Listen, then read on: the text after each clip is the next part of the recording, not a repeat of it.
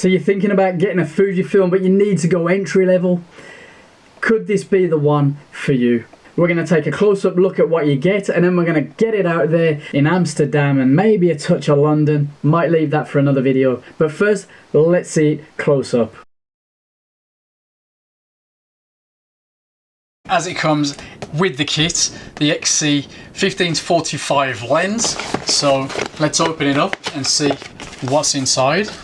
They've given me a battery with some weird thing attached to it. Manual. There's the lens itself. There's the camera. We shall come back to you in just a moment. And we've got the charger here. We've got the adapter for USB charger and an adapter so you can plug your lead of your choice into there. That's everything in that section. There's the lead itself and a USB right there and a nice strap right there.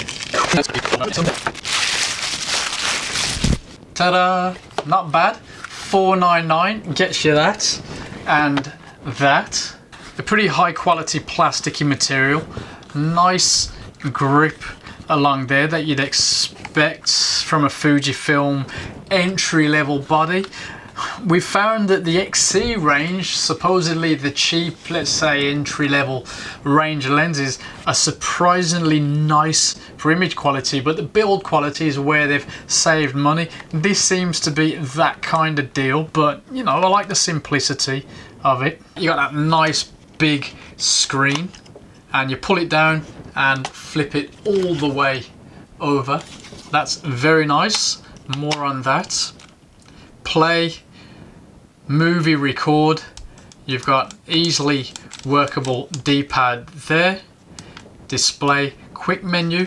Nice thumb grip there with a little dial there which also doubles as a button.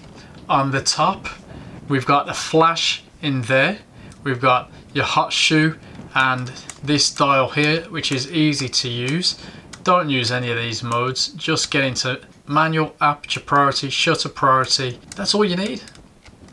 On and off function and a dial there for my exposure compensation. On this side we've got HDMI port and your USB port right there, and on this side mic jack. That's 2.5mm, so you'll need an adapter. Battery goes in there. W126S, so the new current battery. So if you've got a XH1 for example, or a T2, you might be using that. Memory card in there. Tripod screw thread mount, not in the center, but whatever. Let's pop this lens on. Line up your red dots and you're in. We've got a nice touch screen, touch to shoot, do like that. Check this out, time-lapse movie mode.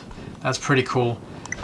That's where you can have a 4K 30 frames per second. You're not going to get that 30 frames per second 4K in video mode, so your video 4K 15 not particularly worth bothering with, frankly, but the time-lapse version may well be. So I'm going to set this up and see how we get on. Well, let's go to the airport and yeah.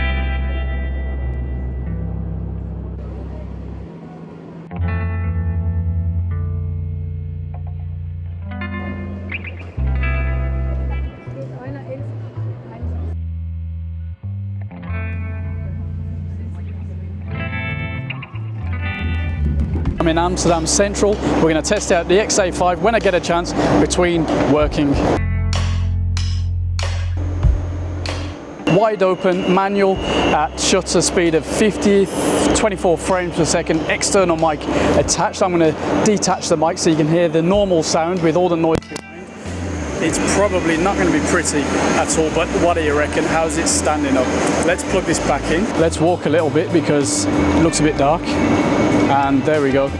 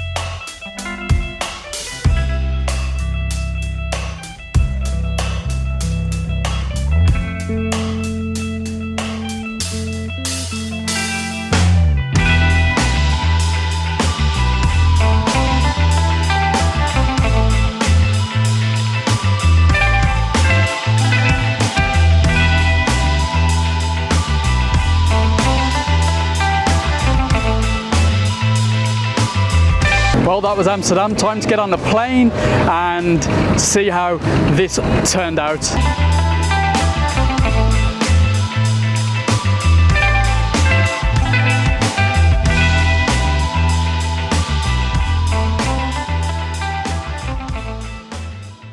No prizes for guessing. There are things that I really like about this camera, but of course, as it's an entry-level model, as a pro, there are things that don't quite work for me.